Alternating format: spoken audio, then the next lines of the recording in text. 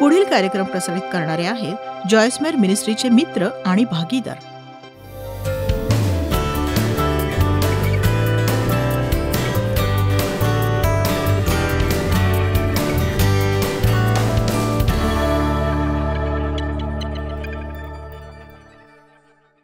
आपल्या सगळ्यांनाच आनंदी राहायचं असतं. मी तर म्हणते आपण याचा विचार केला तर सगळ्यांना काय हवं असतं याच्या मुळाशी गेल्यास हेच की आपण सुखी राहू इच्छितो आणि आपण आपल्या जीवनाचा आनंद लुटून सुखी राहू इच्छितो आणि आपली मनोवृत्ती खूप खूप खूप महत्त्वाची असते. मी तुम्हाला असं काही सांगणार आहे जे तुम्हाला लगेच पटणार नाही कदाचित, आणि पण बहुधा ते तुम्हाला पटेल अशी आशा मी बाळगते या आठवड्यात. मला असं वाटतं की आपली परिस्थिती आपल्याला इतकी नाखुश करत नाही. आता मी असं म्हणत नाही की ते अप्रिय नाही, ते कठीण नाही, ते आव्हानात्मक नाही, पण आपला आनंद चोरी करण्याची क्षमता त्यात आहे. जर आपण ते करू दिलं तर मला नाही वाटत की आपली परिस्थिती आपल्याला नाखुश करते, तर त्या परिस्थिती बाबतीतली आपली मनोवृत्ती आपल्याला नाखुश करत असते. त्या परिस्थितीबाबतची आपली मनोवृत्ती ही आपल्याला नाखुश करत असते. आणि तुम्ही हे विधान आधी ऐकलं असेल, पण विक्टर फ्रँकल जे होलोकॉस्टचे बळी आहेत आणि ते म्हणाले की ते माझ्याकडून सगळं काही घेऊन टाकू शकतील, मानवी आत्मसन्मान, अन्न, माणसाकडे असणारा प्रत्येक हक्क, पण ते माझ्याकडून एक गोष्ट घेऊच शकत नाही, ती म्हणजे माझी उत्तम मनोवृत्ती बाळगण्याचा निर्णय. हे किती खरं आहे की जर तुम्ही किंवा जर मी केवळ हा निर्णय घेतला की आपण उत्तम मनोवृत्ती बाळगू, एक उत्तम प्रवृत्ती, म्हणजे तुम्ही एखाद्या वाईट परिस्थितीतही म्हणू शकाल मला ही परिस्थिती आवडत नाही पण यातून काहीतरी साध्य होईल असा विश्वास आहे, मी याद्वारे काहीतरी शिकेन, माझी वाढ होईल आणि हेही निघून जाईल, हे संपून जाईल. किती जणांना माहिती की कठीण काळातून पार गेल्यावर तुम्ही एक खोलवर अशी श्रीमंत व्यक्ती बनता आणि तुमच्या हे कधी लक्षात आलं नाही का की या काळातच तुम्ही देवाला आणखी खोलात जाऊन ओळखू लागता. आणि त्या डोंगरावरच्या प्रवचनाकडे जाण्याआधी ज्याबद्दल मी बोलणार आहे आणि येशूने डोंगरावर सांगितलेल्या त्या उत्तम गोष्टींवर संदेश देणार आहे, आणि त्याआधी मला तुम्हाला एक प्रस्तावना सांगायची जेणेकरून तुम्ही माझ्या इच्छेनुसारच्या मनस्थितीत असाल. सर्वप्रथम मला वाटतं आपण सगळे अगदी निसंदेह म्हणू शकतो, येशू जेव्हा या धरेवर होता त्याच्याकडे सामर्थ्य होतं, त्याने ते सामर्थ्य दाखवलं, त्याची वाटचाल सामर्थ्यात होती, आरोग्य आणि चमत्कार होत होते आणि त्याच्याकडे इतकं सामर्थ्य होतं की आपण सुवार्तेत असंही वाचतो की तो चालत असताना त्याच्यातून शक्तीचा प्रवाह वाहायचा आणि एकदा एक स्त्री केवळ त्याच्या जवळ गेली आणि त्याला स्पर्श केला आणि तिच्या विश्वासाने ती बरी झाली आणि बायबल म्हणतं त्याला त्याचं सामर्थ्य बाहेर पडताना जाणवलं आणि तो म्हणाला असं की मला कोणी स्पर्श केला. म्हणजे त्याला मुद्दाम काही करायची गरज नव्हती, त्याच्यात इतकं सामर्थ्य होतं की जर कुणाचा विश्वास असेल तर ते त्याच्याकडे खेचून जाऊ शकत होते. पण काही भाषांतर असं म्हणतात की त्यातून सामर्थ्य बाहेर पडलं. आणि हा सद्गुण जो शब्द आहे तो फार चित्तवेधक आहे, कारण या दिवसात जे मी तुम्हाला डोंगरावरचं प्रवचन सांगणार आहे त्यांना ख्रिस्ती सद्गुण मानलं जातं. अंतरात्म्याचे सद्गुण, अंतरात्म्याची नैतिक उत्कृष्टता, जी आपल्यात असणारं देवाचं सामर्थ्य आपल्या जीवनात मुक्त करतं. केवळ परमेश्वराकडेच शक्ती नाही, केवळ येशूनेच सामर्थ्यात वाटचाल नाही केली, केवळ पवित्र आत्माच शक्तिशाली नाही, तर त्याने ती शक्ती आपल्यासोबत वाटून घेतलीय. येशू ख्रिस्ताचे विश्वासणारे या नात्याने तुमच्यात परमेश्वराची शक्ती वास करते. तुम्ही शक्तिहीन नाही, तुम्ही शक्तिमान आहात.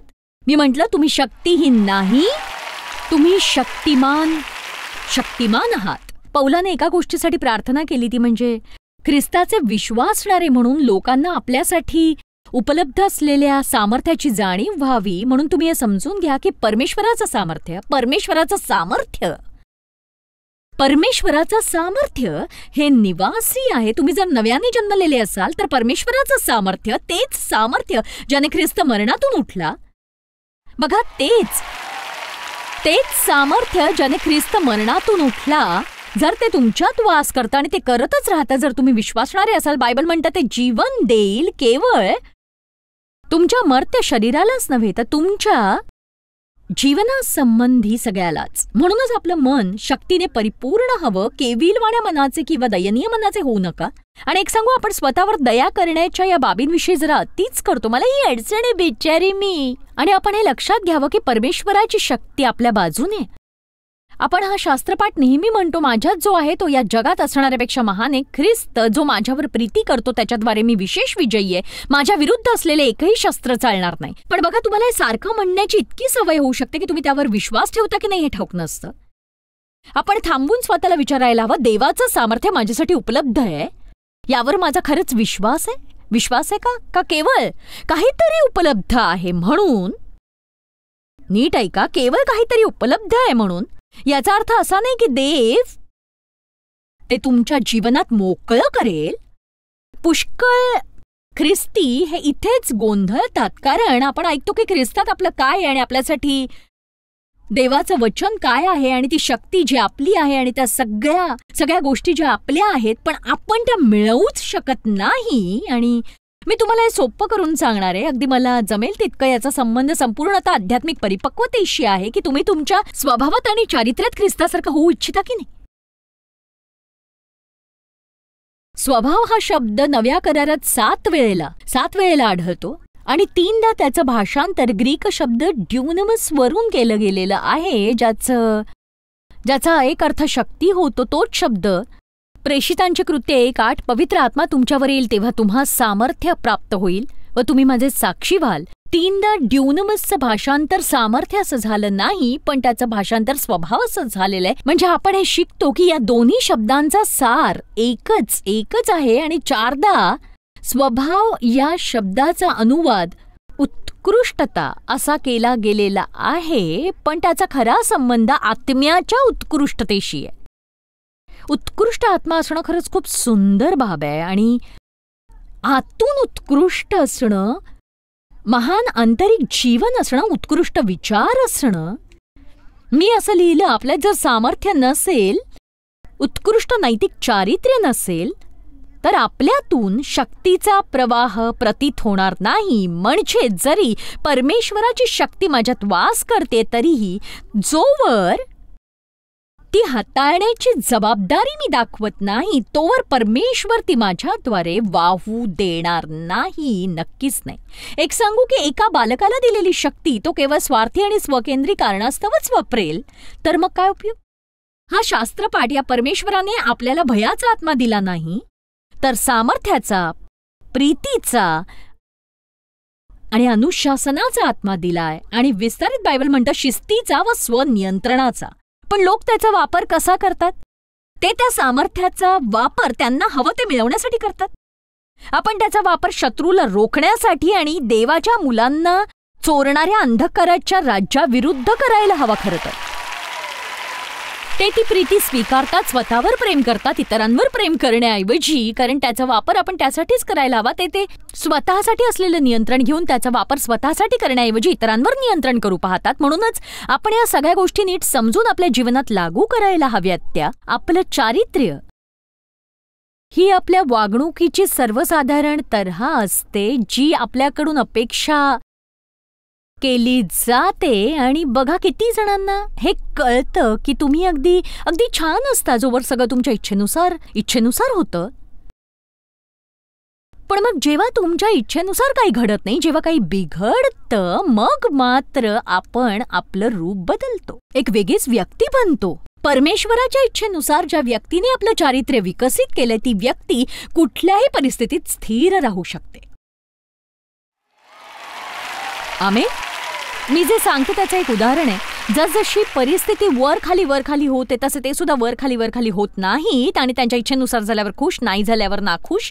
ते अगदी चारित्र्य हे तुमच्या आत असतं, ते तुमच्यात खोल रुतलेलं असतं आणि तुम्ही जे आहात तसं ते असतं. ते तुम्ही चालूबंद करू शकत नाही. जसं देव खोटं बोलत नाही, तो खोटं बोलूच शकत नाही. तो एखादी गोष्ट करतो असं म्हणून तो ती करत नाही असं होत नाही, कधीच नाही.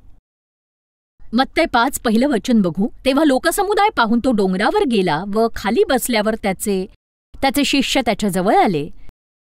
आता बघा, विस्तारित बायबलमध्ये धन्य याबद्दल लांबलचक सांगितलं गेले, म्हणून त्याचा कंटाळा करू नका. अद्भुत शब्दाकडे लक्ष द्या. धन्य, आनंदी, हेवा करण्याजोगे, जीवनात आध्यात्मिक भरभराट व आनंद, परमेश्वराच्या कृपेत समाधान व तारण, बाह्य परिस्थितीत काहीही चालू असलं तरी. वाह! तर तो म्हणतोय की तुमच्या आयुष्यात काही चाललं असो, तुम्ही तरीही आनंदी आणि धन्य राहू शकता, की लोक तुमचा हेवा करतील आणि तुमच्या आयुष्यात काही होत असलं तरीही. आता बघा, हा आशीर्वाद तुमच्या नैतिक उत्कृष्टतेवर किंवा अंतरात्म्याच्या सामर्थ्याला जोडलेला असतो, ज्याला आत्म्याने दिन म्हटलंय, ज्याचा अर्थ नम्र मनाचे, जे देवावर संपूर्णतः अवलंबून आहेत आणि ज्यांना मुळीच असं वाटत नाही की ते इतरांपेक्षा श्रेष्ठ आहेत. विस्तारित बायबल म्हणतं, जे आत्म्याने दीन ते धन्य, नम्र व जे स्वतःला क्षुल्लक मानतात, कारण स्वर्गाचे राज्य त्यांचे आहे. बघा, बायबलची अनेक भाषांतरं आहेत आणि सगळीच चांगली आहेत, पण मला विस्तारित बायबल आवडतं. पण असं कोणीही विचार करू नये की स्वतःला क्षुल्लक मानावे असे कुठे लिहिले आहे असा विचार करणं म्हणजे स्वतःविषयी वाईट मनोवृत्ती असणं असं होईल. याचा अर्थ असा नाही होत. मी यावर फार विचार केला, खूप प्रार्थना केली आणि अभ्यास केल्यावर मला पटलं की याचा अर्थ असा होतो ते स्वतःला इतरांपेक्षा श्रेष्ठ समजत नाहीत. आपल्या अडचणीची सुरुवात इथेच होते, जेव्हा आपण इतरांकडे पाहून विचार करतो, बघ मी तुझ्यापेक्षा श्रेष्ठ आहे, मी तुझ्यापेक्षा अधिक जाणतो, तुझ्यापेक्षा मला जास्त माहिती आहे, माझं तुझ्यापेक्षा अधिक महत्त्व आहे. आणि अशाच वेळी आपण लोकांना कमी लेखतो आणि आपण समस्या निर्माण करतो. तुम्ही कल्पना करू शकाल, जगातल्या प्रत्येकाने प्रत्येक व्यक्तीला मान द्यायला सुरुवात केली तर काय होईल आणि हे जग किती सुंदर बनेल. आणि बघा, मी हे पुढे सरकवणार आहे, कारण मी हे पुढच्या दिवसात शिकवणार आहे की प्रत्येक वचनातल्या धन्याचा अर्थ मी सांगणार नाही, पण पुढे असं म्हटलंय की शोक करतात ते धन्य, कारण त्यांचे सांत्वन करण्यात येईल. आता बघा, म्हणजे काय? थांबा, आपण ते पाहूया. जे सौम्य ते धन्य, मंद, सहनशील, अतिशय सहनशील, कारण त्यांस पृथ्वीचे वतन प्राप्त होईल. जे धार्मिकतेचे भुकेले व तान्हेले ते धन्य, कारण ते तृप्त होतील. नंबर 7, जे दयाळू ते धन्य, कारण त्यांच्यावर दया करण्यात येईल. दयाळू असणं हे एक सुंदर असं आंतरिक स्वभाव वैशिष्ट्य आहे. एखाद्या व्यक्तीवर दया करायला तयार असणं, कधी तयार नसणं, जणू चूक केल्यावर त्यांना आपल्या जीवनातून बाहेर काढून टाकणं. जे अंतःकरणाचे शुद्ध ते धन्य, कारण ते देवाला पाहतील. बहुधा हे माझं सगळ्यात आवडतं वचन आहे. जे शांती करणारे ते धन्य, कारण त्यांना देवाचे पुत्र असं म्हटलं जाईल. नंबर 10, धार्मिकतेसाठी ज्यांचा छळ झालाय ते धन्य, कारण स्वर्गाचे राज्य त्यांचे आहे. आणि जर ते पुरेसं नव्हतं तर 11, जेव्हा माझ्यामुळे लोक तुमची निंदा व छळ करतील आणि तुमच्या विरुद्ध सर्व प्रकारचे वाईट लबाडीने बोलतील, तेव्हा तुम्ही धन्य. वचन 12, आनंद व उल्हास करा, कारण स्वर्गात तुमचे प्रतिफळ मोठे. तुम्हापूर्वी जे संदेष्टे होऊन गेले त्यांचा त्यांनी तसाच छळ केला. आणि मग शेवटचं, त्याला खरं तर प्रवचनात मोजत नाही, पण मी त्याला या गटात सामील करते. हे ते ज्यात तो म्हणतो, तुम्ही जगाचा प्रकाश आहात, आपण कसे सत्कृत्य करण्याची गरज आहे जेणेकरून लोक आपल्या स्वर्गीय पित्याला पाहतील. मला वाटतं की याचं मूळ निस्वार्थी होणं आहे, लोकांवर खरी प्रीती कशी करावी हे शिकवण्याविषयी. तर या दिवसात देवाच्या इच्छेने आणि त्याच्या कृपेने आणि दयेने आपण या 9 आनंदी मनोवृत्तींविषयी बोलणार आहोत. आणि सर्वप्रथम ज्याविषयी आपण बोलणार आहोत ते म्हणजे मनाने नम्र असलेले हे सामर्थ्यशाली असतात. म्हणजे जर आपण स्वतःला संपूर्णतः परमेश्वरावर निर्भर ठेवण्यात यशस्वी होतो तर ते सामर्थ्याचं स्थान असतं. आणि जर आपण नम्र राहू शकतो, बघा विविध गोष्टींचा त्यात समावेश आहे. आपण त्यातल्या काही गोष्टींविषयी बोलूया, कारण ते ऐकायला बरं वाटतं. पण जेव्हा तसं वागायची वेळ येते त्यात बऱ्याच गोष्टींचा समावेश असतो ज्या सतत योग्यच असतात असं नाही. बघा, मला जरा कुजबुज ऐकू आली. बघा किती सोपं होतं जेव्हा मी म्हटलं मनाने नम्र राहा. हो हो हो, प्रभूची स्तुती असं, हो मनाने नम्र राहू. किंवा मग त्याचा अर्थ असा होतो की तुमचा शब्द शेवटचा नसावा.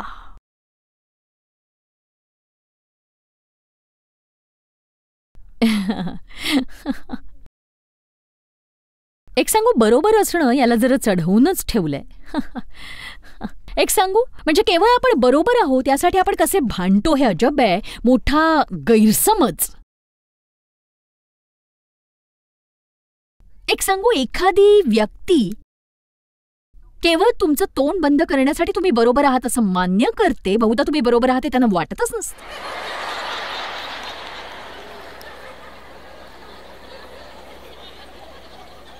मला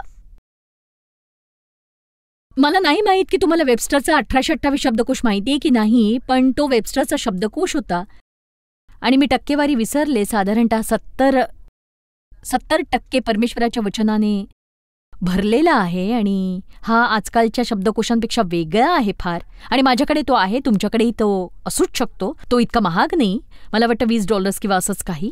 पण वेबस्टर 1828 शब्दकोशात सदाचाराची व्याख्या अशी आहे: सामर्थ्य,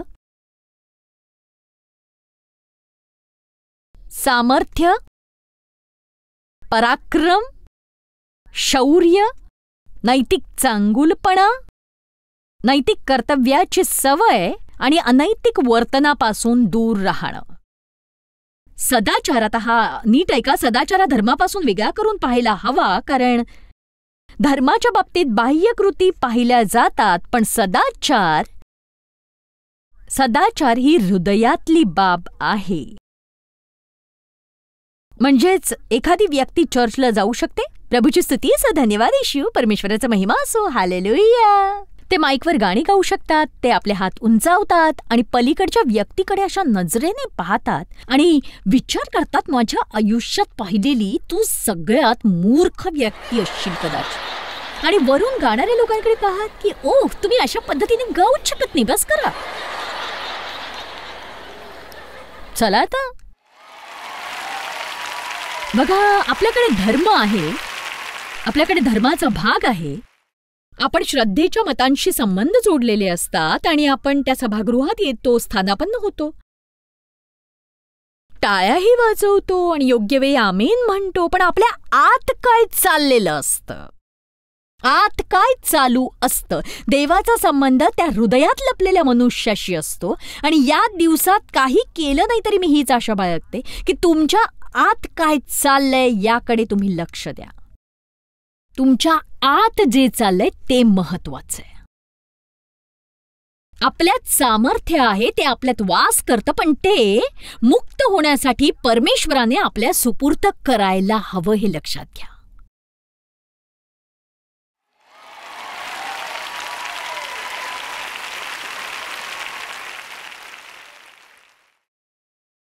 आपल्या आत काय चाललेलं आहे हे कुणालाच माहीत नसतं, ते परमेश्वर जाणतो. तो म्हणतो की त्याच्यासाठी तो हृदयातला लपलेला महत्वाचा आहे. आपण या शब्दकोशाच्या बाहेर पडू. त्यात म्हटलंय की सदाचार म्हणजे केवळ सत्यासाठी स्वइच्छेने असलेली आज्ञाधारकता, जी केवळ परमेश्वराप्रती असलेल्या प्रामाणिक प्रेमापोटी आहे. आणि मला हे आवडतं, आपलं वचनाचं पालन केवळ काही मिळवण्यासाठी नाही, तर आपलं देवावर प्रेम आहे म्हणून आज्ञापालन असायला हवं. येशूने म्हटले, तुम्ही जर माझ्यावर प्रीती करता तर माझे आज्ञापालन करा. मी अशा अनेक गोष्टी करते ज्या मी सर्वसाधारणतः केल्या नसत्या, करू इच्छित नाही, पण मी त्या करते कारण माझं परमेश्वरावर प्रेम आहे. मला माहिती आहे एक दिवशी माझ्या जीवनाचा हिशोब देण्यासाठी मला उभं राहायचं त्याच्यासमोर. आणि जरी मी त्याच्या कृपेने झाकलेली असले तरी मी तुम्हाला सांगते, मला जमेल तितकं मी चांगलं करणार आहे. आणि माझं सर्वोत्तम हे सदोष असेल, पण तरीही मी सर्वोत्तम तेच करीन. आणि मला आनंद होतो, कृपा माझ्या सदोष भागाला झाकते. म्हणजे असं नाही की बावळटासारखं आणि अर्धवट मनोवृत्तीने जगात म्हणावं, ओ देव माझ्यावर प्रीती करतो आणि तुम्हाला झाकतो, तुम्हाला झाकतो, तुम्हाला झाकतो.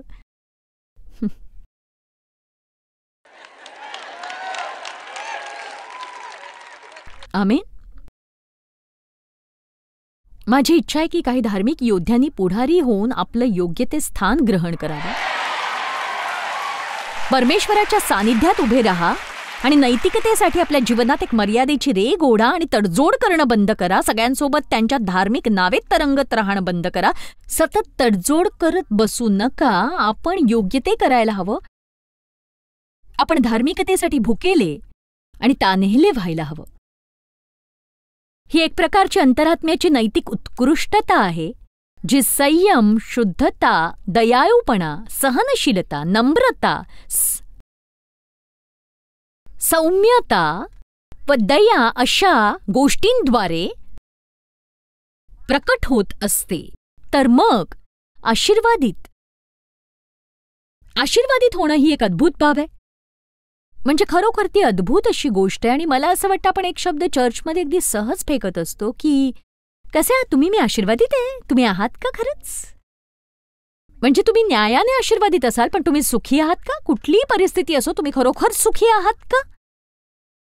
तुमचं जीवन इतकं सुखी आहे का की लोक तुमचं सुखी जीवन पाहून हेवा करतील जणू मी त्या व्यक्तीसारखी सुखी असते तर? पण नाही, खरोखर आशीर्वादित नाही. कारण मी 3 आठवडे नैराश्यात, उदास आणि उद्विग्न राहण्यात घालवली. आणि मी खरं तर खूप चिडले होते कारण माझ्या कामात मला हवी असलेली पदोन्नती मिळाली नाही. प्रभूची स्तुती असो, मी आशीर्वादित आहे. आज जाईन तेव्हा मी आशीर्वादित आहे, बाहेर पडेन तेव्हा आशीर्वादित आहे. हा हा हा हा हा. मी तुम्हाला केवळ थोडंसं जागं करण्याचा प्रयत्न करते.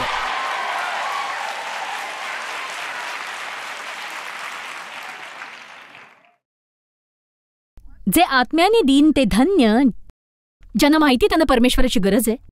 जरा मिनिटभर विचार करा यावर. असं समजा की माझ्याकडे फळाच्या झाडाची फांदी आहे आणि त्यावर 3 सुंदर फळं आहेत आणि त्या फांदीवरच्या फळांचं वजन काय असेल असं तुम्हाला वाटतं? ती फांदी आहे किंवा द्राक्षवेल? बघा, तो फांदी आहे किंवा द्राक्षवेल. आपण फळं आहोत. आपल्याकडे उत्तम फळ असावं अशी त्याची इच्छा आहे. आपण सतत परमेश्वरावर संपूर्णतः निर्भर राहायला हवं आणि सगळ्या गोष्टींसाठी परमेश्वरावर अवलंबून राहायला हवं. आणि एक सांगू, आपण परमेश्वरासोबतची आपली वाटचाल ही सहसा स्वतंत्रपणे करत असतो. किती जणांना हे मान्य आहे की आपण बरेच स्वतंत्र आहोत. आपण गोष्टी कशा करून दाखवाव्यात याचा सल्लेही परमेश्वराला देतो. तुम्ही असं कधी केलं? मी केलं. पण एक सांगू, देवा तू हे असं कर. आपण इतके मूर्ख असतो की आपल्याला वाटतं देवाला आपल्या सल्ल्याची गरज आहे. आपल्या सल्ल्याशिवाय, मदतीशिवाय तो खरंच काही करू शकणार नाही असं.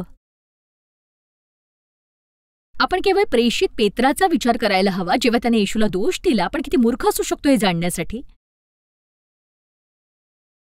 जे आत्म्याने दीन ते धन्य, जे मनाने नम्र ते धन्य, जे स्वतःला इतरांपेक्षा श्रेष्ठ मानत नाहीत, जे सर्वांना उत्कृष्ट वागणूक देतात. आणि एक सांगू का तुम्हाला, ही एक उत्कृष्ट मनोवृत्ती आहे आणि एक महान सुखी आनंदी प्रवृत्ती. हीच मनोवृत्ती की सगळेजण महत्वाचे आहेत. बघा, ही फार महान प्रवृत्ती आहे की सगळेजण महत्वाचे आहेत. एक सांगू, बहुधा तुम्ही कशी वागणूक द्याल, म्हणजे विचार करा की तुम्ही मला कसं वागवाल. आणि असं खरोखर घडलंय. मी सभा संपवून ट्रॅफिक पार करण्याच्या प्रयत्नात होते आणि कुणीतरी माझ्या पुढे जाण्याचा ठाम निश्चयात होता आणि त्यांची नजर माझ्यावर पडली. आता तुम्हाला कळलं ना, एकीकडे आपण लोकांना त्यांच्यावर प्रभाव पाडण्यासाठी वागवू नये आणि दुसरीकडे अशी वागणूक द्यावी जणू ते तुच्छ आहे, जो मूर्खपणा आहे. कारण परमेश्वराच्या नजरेत आपण सगळेच समान आहोत. त्यात स्त्री, पुरुष, यहुदी, ग्रीक, बंदी किंवा मुक्त असं काही नाही. बघा, मी जी आहे, जे तुम्ही मुक्त आहात आणि तुम्ही सगळं काही चांगलं करू शकता. मला जमेल ते चांगलं मी करू शकते आणि हे सगळं आपल्या जीवनात परमेश्वराच्या कृपेने असलेलं वरदान आहे. एक सांगू, आपण सगळ्या परिस्थितींवर ताबा ठेवू शकत नाही, पण आपल्या मनोवृत्तींवर नियंत्रण ठेवण्यासाठी लागणारी देवाने दिलेली क्षमता आपल्यात आहे. परमेश्वराच्या वचनाने कसं जगावं हे शिकावं आणि हे आपल्यासाठी जीवन परिवर्तित करणारं निश्चितच ठरेल. फार चांगलं आहे. पाहत रहा, कारण ब्रेकनंतर मला तुम्हाला आणखीही काही सांगायची इच्छा आहे. जर तुम्ही आमच्या 30-30 चॅलेंजमध्ये सहभागी असाल तर ते चालू ठेवण्यासाठी मी तुम्हाला प्रोत्साहित करते. आपण शेवटच्या आठवड्यात आहोत आणि परमेश्वराच्या वचनाचा अभ्यास करण्यासाठी तुम्ही तुमचा वेळ काढणं चालू ठेवावं म्हणून मी प्रार्थना करते. बघा, परमेश्वराच्या वचनाचा अभ्यास जीवनकाळात केवळ 30 दिवस करावा असं मी मुळीच म्हणत नाही. आपण हे यासाठीच केलं की तुम्हाला वचनाच्या अभ्यासाचं महत्त्व आणि मोल कळावं. आणि तुम्ही जर सहभागी झाला नसाल तर सुरुवात करायला कधीही उशीर नसतो. परमेश्वराच्या वचनात खोल जाण्यासाठी स्वतःला आव्हान द्या. तुमच्या बायबलची पानं भरून टाकणाऱ्या, जीवन परिवर्तित करणाऱ्या तत्वांचा अनुभव घ्या. देवाची स्तुती असो. जॉयस मेयर मिनिस्ट्रीज करता तुम्ही खूप मौल्यवान आहात. आम्हाला तुमचं कौतुक आहे आणि जगभरामध्ये हे सेवा कार्य शक्य करण्याकरता आम्ही आमच्या मित्रांचे आणि पार्टनर्सचे आभारी आहोत. आम्ही एकत्रितपणे भुकेल्यांना खाऊ घालतो, गरिबांना वस्त्र देतो आणि राष्ट्रांना सुवार्ता सांगतो. तुमच्या प्रार्थनेच्या विनंती करता आमच्याविषयी आणखी माहिती मिळवा. जॉयसच्या कॉन्फरन्सच्या तारखा पहा आणि ख्रिस्ताची प्रीती जगभरामध्ये पसरवण्याकरता आमचे सहभागी व्हा.